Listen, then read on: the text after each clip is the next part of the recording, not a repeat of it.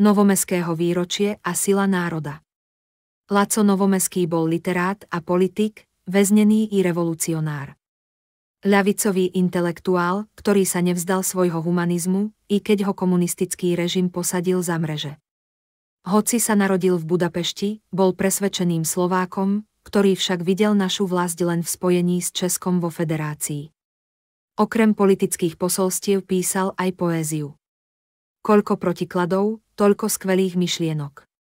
Tak ako stavba nestojí len na nosných stĺpoch, ale aj na silách vzájomne sa opierajúcich, aj kultúrna budova národov sa drží silami vzájomne sa na seba opierajúcimi a podopierajúcimi.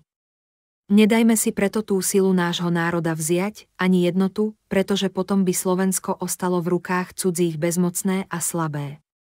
Laco Novomeský sa narodil 27. decembra v roku 1904, v časoch monarchie, a za svoj život preputoval viacerými štátnymi usporiadaniami.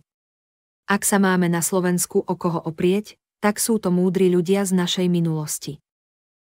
Ďakujeme za sledovanosť, odber a like. Pracujeme na ďalších videách Vaša politická scéna.